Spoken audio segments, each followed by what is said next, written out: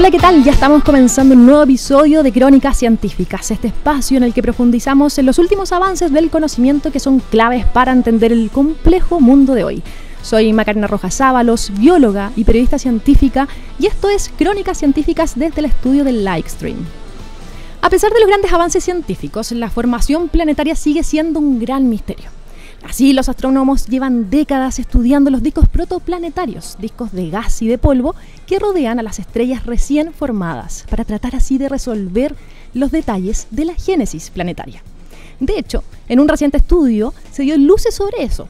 Se trata de un artículo que se publicó en Astrophysical Journal, una revista de nombre en esa área, y para poder profundizar en este importante hallazgo, estamos con la autora principal del artículo. Estamos con Teresa Paneque Carreño, que es astrónoma, candidata a doctora en astronomía en el Observatorio Europeo Austral, la ESO en Alemania, y en la Universidad de Leiden, Holanda, y quien además es una exitosa divulgadora científica.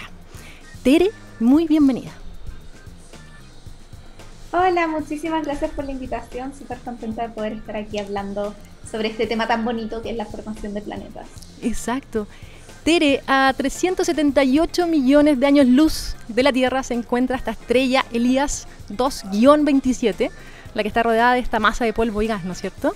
Y esa justamente fue la que llamó la atención de ti y de otros 19 científicas y científicos de todo el mundo, entre las que también se encontraba Laura Pérez, académica del Departamento de Astronomía de la Universidad de Chile, que fue también tu tutora por muchísimos años, en tu magíster, de hecho, ¿no? Exactamente, sí. O sea, lo primero, hubo en algún momento un error en la traducción oficial que se envió, así que solo aclarar que el sistema se encuentra a 378 años luz, no millones, porque si fuera millones estaría fuera de nuestra galaxia. Y de hecho, algo muy divertido de la formación de planetas es que solo la podemos observar en nuestra galaxia, no podemos observar en general planetas o estrellas individuales fuera, así que solo como dato, por si a alguien le interesa y está sumando y restando y no le calzan los números. Buenísimo. 378 años luz, sin millón. Y efectivamente, este es un disco que ha acaparado la atención desde hace un tiempo. En particular, Laura, mi profesora aquí en el magíster, lo observó en 2016 y fue la primera en observar y en determinar, en el fondo, la presencia de una estructura espiral en el polvo. Como nosotros no podemos experimentar con los objetos del universo, Exacto. Lo único que tenemos realmente es las imágenes que obtenemos y la explicación física que le podemos dar a las distintas cosas que vemos en esas imágenes. Las espirales que Laura observó en 2016 dieron indicios de que este sistema iba a ser interesante, porque espirales significan una de dos cosas: o el sistema es gravitacionalmente inestable, o el sistema tiene un planeta que está excitando las espirales. Y ambas opciones eran muy interesantes. Mi tesis de magíster se trató de dilucidar cuál era la causa de las espirales, y el resultado, como ya lo comentaste, era que el disco estaba siendo gravitacionalmente inestable. Y en ese sentido, ¿cuál es la particularidad de Elías 2-27? ¿Por qué Elías, no? Bueno, el nombre, la verdad, he prometido que voy a revisar de dónde viene. No sé por qué se llama Elías. Hay otros Elías. Tenemos Elías 227, que es mi fuente. Teníamos Elías 24 también, que también es un poco famoso dentro del área. No sé por qué se llaman Elías. No creo que tenga que ver con que es una persona llamada Elías, pero es un misterio abierto que prometo en algún momento revelarlo. Porque lo he prometido, sí, es como lo que todos queremos saber, incluyéndome. Y bueno, y lo que tiene en particular Elías es que es una fuente muy brillante, es una fuente muy masiva, tú lo decías antes. Los discos protoplanetarios, que son este disco de material que se forma alrededor de la estrella joven, suelen tener muy poca masa, muy poco material comparado con la estrella central. La estrella central que se acaba de formar es el objeto que por lejos es lo que predomina en la gravedad de estos sistemas. Entonces, cuando uno mide o uno estima la masa de estos objetos, la masa del disco como tal, suele ser menos de un 1% de la masa de la estrella. O sea, en el fondo, todo el material que está en el disco es menos de un cienavo de todo lo que hay en la estrella. Pero en el caso de Elías, cuando medimos o cuando estimamos la masa del disco, los resultados daban que tenía una masa del disco que era cerca del 30% de la masa de la estrella. O sea, un tercio del material que había en la estrella estaba distribuido alrededor. Y eso lo hace un sistema peculiar y también lo hace un excelente candidato para ser gravitacionalmente inestable, porque inestabilidades gravitacionales son algo muy complejo. De hecho, te quería preguntar, ¿por qué es eso? Suena muy complejo, pero en verdad lo único que queremos decir es que hay otra fuente que está afectando gravitacionalmente el comportamiento de las partículas. Cuando en astronomía o en física hablamos de atracción gravitacional, nos referimos a que objetos con masa influyen en el movimiento de otros objetos con masa.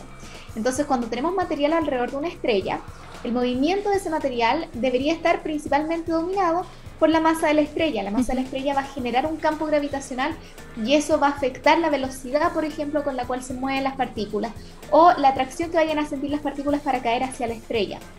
Pero cuando el material que está alrededor de la estrella tiene más masa, es lo suficientemente masivo, exacto, tiene mucha masa, entonces también empieza a crear su propio efecto gravitacional sobre sí mismo.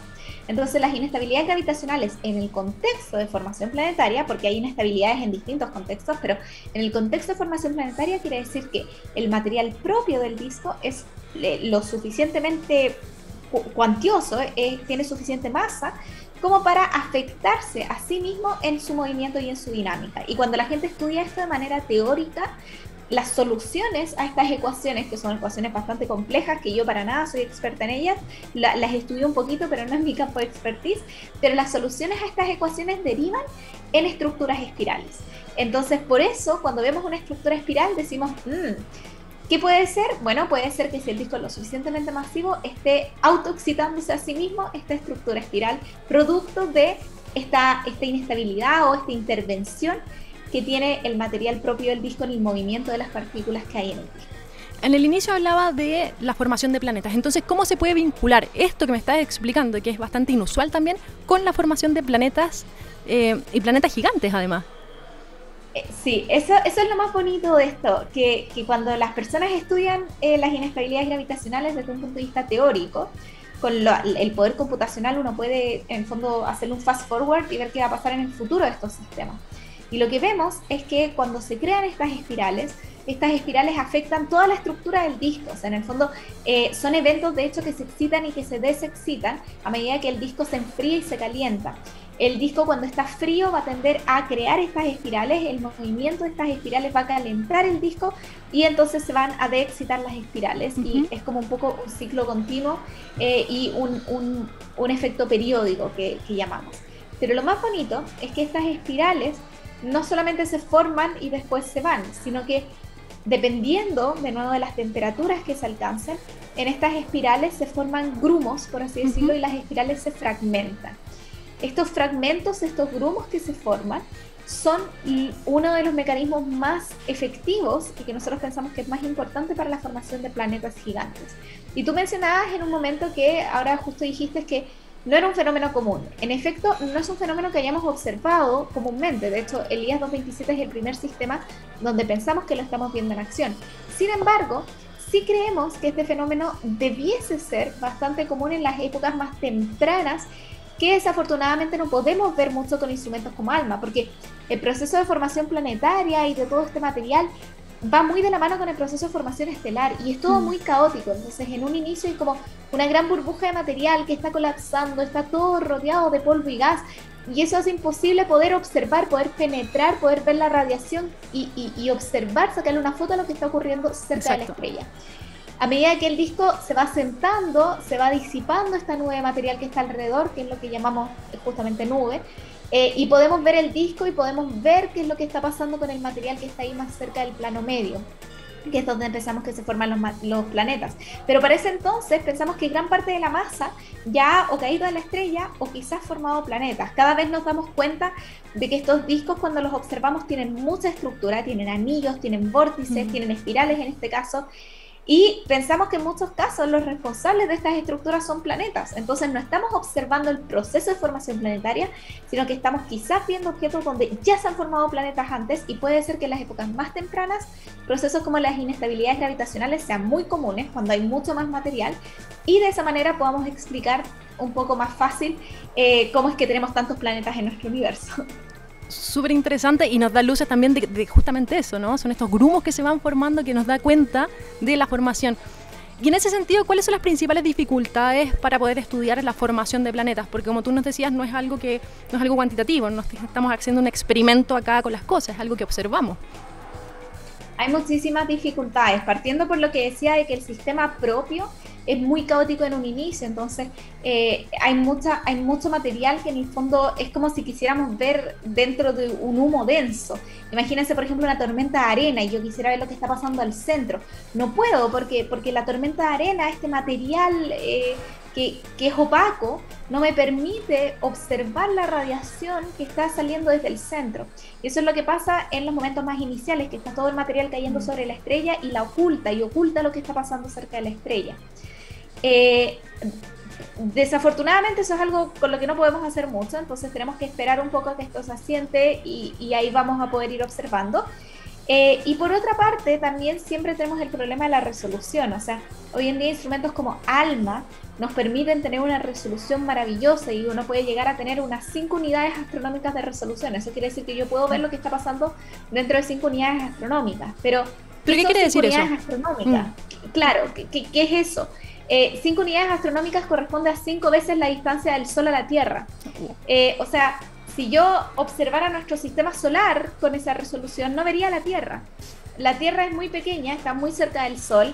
No tenemos aún la resolución para poder ver esos objetos gigantes. Es como, imagínense, yo siempre le digo esto a mis estudiantes, como si uno sacara una foto con un teléfono que tuviera, no sé, 20 píxeles.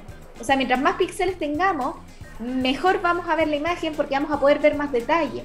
Al final un píxel es un cuadrito de un color.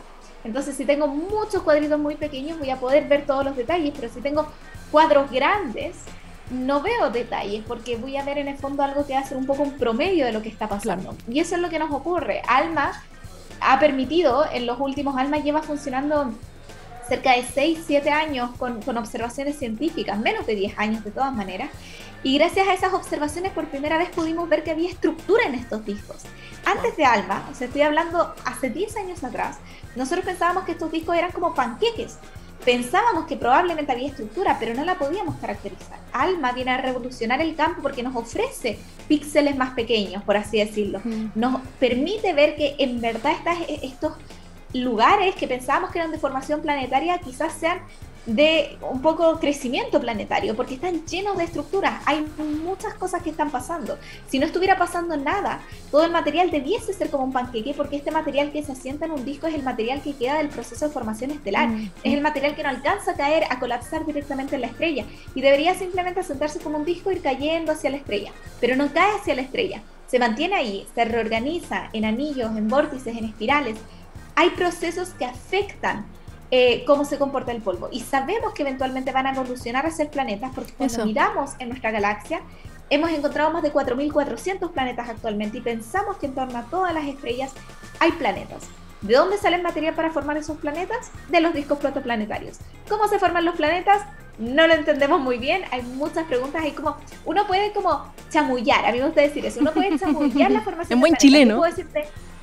Yo puedo decirte, no, mira, es que el material que sobra de la formación estelar queda ahí dando vueltas y como que se agrupa y forma planetas. Y eso es completamente cierto. Pasa rápido, pasan 10 millones de años, pero ¿cómo ocurre? ¿Cómo es que yo agarro 2 pelusas de polvo, porque son pelusas de micrómetros de tamaño, son muy pequeñas, y logro que se vayan juntando hasta formar un planetesimal que tenga kilómetros de tamaño, para que ese planetesimal con ese tamaño crea un campo gravitacional lo suficientemente fuerte como para poder empezar ya como una bola de nieve a atrapar material? ¿Cómo llegamos a ese punto? Es algo que aún no entendemos. Las inestabilidades gravitacionales son una buena manera de repente, un poco por serendipia, poder formar un grumo gigante. O sea, es como literalmente una bola de material que se crea de la nada. Pero cuando queremos crear planetas, por ejemplo, como la Tierra, las cosas se complican un poquito más. Tenemos modelos, tenemos nuevas ideas que están saliendo día a día para tratar de explicar esto, pero sigue siendo una de las grandes preguntas de mi campo y de la astronomía, cómo se forman exactamente los planetas. Y para tratar de entenderlo, vamos entendiendo las condiciones que existen, los materiales que existen, las distribuciones que existen, pero bueno, es fascinante y va muy de la mano con el desarrollo tecnológico también. Y eso es súper importante. Y de hecho, bueno, tú ahora estás haciendo el doctorado, estás en Alemania, ¿cómo pretendes también continuar esta línea de investigación y a qué apuntas también? Bueno, yo ahora mismo estoy súper interesada en la parte química, en la componente química de la formación planetaria, porque al final del día, si queremos formar planetas, por ejemplo, como la Tierra, es súper importante saber cuáles son los ingredientes para potencialmente formar vida o cuáles van a ser los materiales en bruto que voy a tener en esos planetas. Y cuando miramos la química del universo, tenemos la suerte de que los átomos y las estructuras moleculares reaccionan muy bien a ciertas frecuencias energéticas. En el fondo, cuando la luz, cuando estos paquetes de energía, la luz es como un paquete de energía, pasa por las moléculas, las hace vibrar, las hace rotar, las hace excita, que los electrones salten. Y eso excita distintas transiciones que nosotros vemos en los espectros y podemos caracterizar como la presencia de una molécula. Y a mí lo que me gusta decir es que las moléculas o los elementos dejan sus huellas dactilares sobre el flujo que nos llega de luz, sobre la radiación que nos llega, y podemos analizar esas huellas dactilares para identificar cuáles son las moléculas que están presentes. Ahí la química y la física, la verdad es que se llevan súper bien, y gracias a la química y la física es que podemos estudiar la composición de nuestro universo. Entonces a mí lo que me interesa ahora es entender cuáles son las moléculas que están disponibles, cómo están disponibles, dónde están disponibles, bajo qué condiciones están disponibles. Yo actualmente sigo estudiando, de hecho, Elías 227, pero ahora en trazadores químicos, entendiendo las abundancias, entendiendo dónde es que se sitúan distintas moléculas como CN, moléculas como monóxido de carbono, y podemos ir entendiendo cómo el hecho de que tengamos carbono, oxígeno, nitrógeno en distintas partes del disco podría a futuro permitirnos dar señales de, por ejemplo, en este sistema estelar donde tenemos esta condición química, esperamos que se formen quizás planetas como la Tierra. Algo súper lindo, a mí me parece maravilloso, es que cuando comparamos muchas veces los pocos sistemas que tenemos, porque esto por supuesto es un trabajo bastante difícil, cuando comparamos digamos, las abundancias químicas en estos sectores de formación planetaria con las abundancias químicas que pensamos que fueron la composición inicial de nuestro sistema solar a través del estudio de meteoritos, asteroides o rocas lunares, son bastante parecidos. Entonces eso nos habla de que la química en nuestro universo local al menos podría llevarnos a pensar que vamos a encontrar otros planetas como la Tierra, o que al menos deben existir, aunque nosotros no seamos capaces de encontrarlos, probablemente por limitaciones tecnológicas. Sí, y bueno, eso es importante porque la ciencia, la tecnología y la innovación van avanzando súper rápido y nos permiten justamente que estudios como el tuyo finalmente lleguen a explicar fenómenos como formación planetaria o como la posible existencia de planetas que es lo que tan similares a la Tierra, que es lo que esperamos. Tere, te quiero llevar a otro lado, ¿no? Porque tú tienes 23 años y según estuve estudiando por ahí, fuiste una chica que siempre buscó adecuarse al entorno, ser un poco estándar, ¿no? Ya estás en un doctorado, muy joven, ya estás en Alemania con una carrera científica con mucha proyección, pero nunca te olvidaste del rol social. Y en ese sentido viene y cae de cajón la divulgación, ¿no? Has tenido programas de podcast, eres activa en redes sociales y este año decidiste incluso abrirte una cuenta de TikTok, ¿no? Y explotó el tema. ¿Qué se siente? ¿Por qué decidiste abrir esta cuenta de TikTok que ya tiene 348K de seguidores, ¿no? Sí, 348.000 seguidores, sí. Es una locura. Bueno, partiendo por la divulgación, a mí siempre me gustó mucho la docencia. Yo siempre he dicho que mi vocación máxima es ser profesora. Elegí estudiar astronomía porque a mí también me gustaba muchísimo aprender, pero siempre bajo el compromiso de mí conmigo misma, de que iba a seguir ligada a la docencia, que iba a lograr encontrar la manera de hacer clases. Y lo hice por mucho tiempo, hice clases en la universidad, hice clases en el programa Pentocé, la Universidad Católica, hice clases en todos los entornos que pude, sobre todo con niños y niñas, eso era lo que más me gustaba, poder hacer clases a mis estudiantes de colegio en el Pentocé. Y en 2019, para el eclipse solar, se me empezó a dar la oportunidad de hablar en medios sobre lo que estaba ocurriendo. Probablemente debido a la pedagogía y a la manera que había desarrollado autónomamente de poder explicar y enseñar estos conceptos fue que me fue bien, y los medios a su vez se dieron cuenta que la ciencia era algo que a la sociedad chilena le interesaba. Yo digo que se dieron cuenta porque en el fondo eso es algo que deberían siempre haber sabido. O sea, a la gente le interesa aprender, la gente es curiosa, la gente muchas veces no ha tenido la posibilidad de hacerse las preguntas que la ciencia y la divulgación les permite hacerse. Entonces, como ya estaban los contactos hechos a raíz del eclipse del 2019, yo seguí yendo a los medios de comunicación. El 2020, por supuesto, todos sabemos, inició la pandemia, y yo para ese entonces ya había tenido distintas apariciones y tenía las redes sociales creadas, pero no tan activas, porque no sabía muy bien cómo meterme a ese mundo. Empecé a subir videos, empecé a hacer transmisiones en vivo, empecé a hacer distintas actividades y de a poquito fueron creciendo. Pero todo explotó este año, en 2021, cuando en marzo yo, ahora en Alemania, aburrida, triste, sola en el invierno y pandemia, cuarentena número 4, no sé, alemana, dije, bueno, a ver, probemos con esta aplicación que yo en verdad he visto, pero nunca he usado, que es TikTok. Y siempre pensé que iba a ser un camino largo, o sea, que iba a empezar ahora y que de a poquito iba a ir construyendo en la comunidad. Al mes tenía 120.000 seguidores. Actualmente llevo marzo, abril, mayo, junio, julio, unos 5 meses, 4 meses, como 5 meses, probablemente vamos para los 6. No, menos de 6, ¿qué digo? 5 meses, sí, 4, 5. Bueno, en fin, por ahí. Y claro, llevamos casi 350.000 seguidores. Es una locura. Esto a la vez, por supuesto, que ha impactado las otras redes. No sé cómo lidiar con el tema. O sea, a nadie le preparan para que de repente como que la opinión, la voz, las cosas que yo hable o no hable, me importan una gran cantidad de gente. Y lo que más me gusta de TikTok es que es un público que se sale también de las fronteras. Un cuarto de mi público es chileno, pero un gran porcentaje también de mi público es mexicano. Tengo muchas personas de Argentina, de Colombia, o sea, Latinoamérica, España, países hispanohablantes en general. Me pueden alcanzar a través de TikTok, que siento que es algo que quizás no se daba antes, porque mis redes, Instagram, Twitter, eran mucho más sesgadas hacia el público que me veía solamente desde Chile. En cambio, con TikTok hemos podido abrir fronteras y llegar a hacer divulgación astronómica en español, que es algo que falta mucho. Tenemos muchas personas haciendo divulgación en inglés, pero yo creo que es importante hacer divulgación también para nuestras culturas, para nuestras raíces. Chile es la capital mundial de la astronomía. En los próximos años vamos a acumular más del 50% del tiempo de observación y me gustaría ver una sociedad informada científicamente, una sociedad letrada en ciencia, una sociedad que opine, una sociedad que se cuestione. Y porque eso es hacer ciencia, y para mí hacer divulgación científica no la hago para que todos los niños y niñas sean astrónomos o astrónomas. La hago para que niños y niñas se cuestionen su entorno y puedan ir aprendiendo sobre lo que quieran, absolutamente lo que quieran. Yo de pequeña jamás agarré un libro de divulgación científica. A mí me gustaba la magia, me gustaban los dragones, me gustaba aprender de cualquier cosa, francamente, pero me apasionaba la magia. Y bueno, aquí estoy, porque tuve la oportunidad de hacerme preguntas, mirar a mi alrededor y darme cuenta que para mí lo que más se asemejaba a la magia era la física y que eso era lo que yo quería estudiar. Así que yo espero que todos y todas tengan esa oportunidad de cuestionarse, mirar a su alrededor y ver qué es lo que les gusta.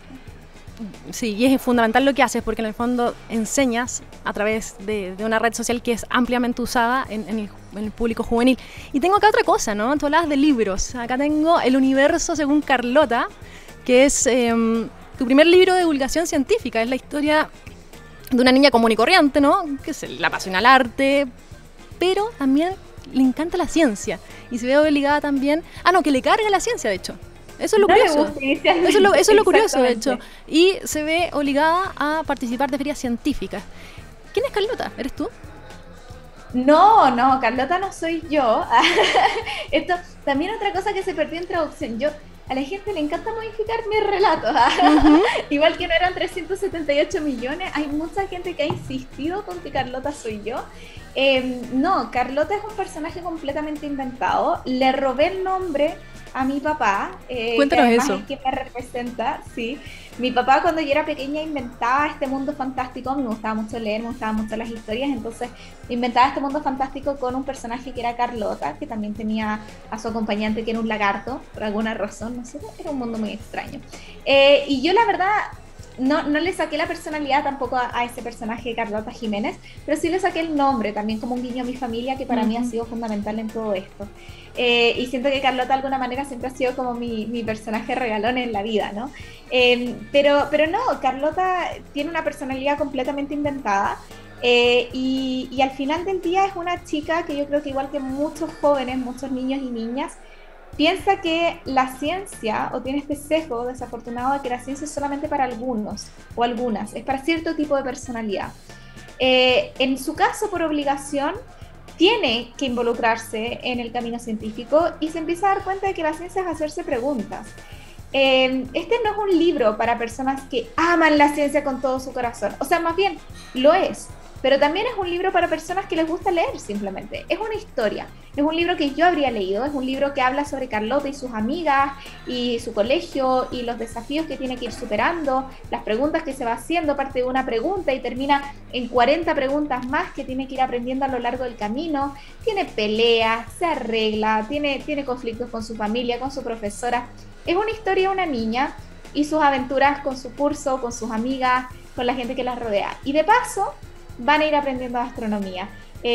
Lo más lindo de este proceso del libro, además de escribirlo, por supuesto, que para mí es un sueño máximo, ha sido ver la reacción del público, niños y niñas de 7, 8, 9 años, que sus padres me han compartido fotos de ellos y ellas leyendo el libro, y por supuesto también las opiniones de niños y niñas de corazón, porque la verdad es que muchos padres, madres, tíos, tías o jóvenes han comprado el libro y se lo han leído antes de pasárselo a los más pequeños o por recomendación de los más pequeños. Entonces que yo encuentro fabulosa porque es una historia, entonces no hay una edad específica para leer una historia o para aprender algo de la astronomía. Pero es una historia que nos enseña asteroides y estrellas fugaces. Por supuesto. O sea, si quieren saber así como la temática, lo que van a aprender va a ser sobre qué son las estrellas fugaces, los asteroides, los meteoritos, las dimensiones de nuestro sistema solar. Hay un poco de formación planetaria porque tenía que asegurarme que la gente entendiera de eso. Hay un poquito también de química, hay un poquito sobre cómo se estudian los meteoritos, las distancias de nuestro sistema solar. Es enfocado en el universo local. Y ya iremos haciendo nuevas versiones de Carlota que estén enfocadas en cosas y objetos que estén más lejos, así que yo creo que se viene, que este es como el inicio de algo muy bonito, y sobre todo gracias al apoyo. O sea, el apoyo que he recibido ha sido muy inesperado, ha sido maravilloso. La divulgación que yo hago es principalmente gratuita, ¿no? Entonces, cuando uno saca un producto, porque al final del día el libro es un producto, sí, ver que la gente está dispuesta a apostar por algo que yo creé es algo que no sé realmente cómo agradecer ni cómo expresar la felicidad y todo lo bueno, toda la felicidad realmente que me provoca esta situación. Estoy muy, muy, muy contenta. Yo creo que la única forma es que sigas haciendo lo que sabes hacer y que además no nos olvides, ¿no? Nos olvides a los fanáticos que tenemos y que seguimos con Carlota. Sí, no, yo creo que se vienen muchas sorpresitas más y nada, hay que seguir dándole. Yo creo que al final cuando uno tiene convicción en lo que hace, yo tengo mucha convicción en que la educación científica, poner al servicio de la sociedad los conocimientos que generamos en la ciencia es la manera de progresar, es la manera en la cual todos y todas nos vamos dando cuenta de la relevancia que tiene hacer ciencia, la relevancia que tienen estudios de distintas materias. Si ponemos eso sobre la mesa, si le entregamos eso al público, vamos a estar también construyendo una mejor sociedad. Así que partiendo por los más chiquititos, nada, súper contenta de poder poner mi granito de arena en hacer eso posible. Tere, te quiero dar las gracias por esta conversación. Hablamos de tu ciencia, hablamos de la proyección, hablamos de lo que estás haciendo ahora y lo que se viene. Así que nada, muchas gracias. Estás en Alemania, yo sé que tienes horas de más, ya estás en el futuro. Así que muchísimas gracias por acompañarme hoy día. Gracias, Marco, un abrazo gigante. Y a todos ustedes los invito a que revisen el podcast Crónicas Científicas, donde van a poder encontrar esta y todas las conversaciones que son claves para poder entender el mundo de hoy. Nosotros nos vamos y nos vemos en la próxima. Chao, chao.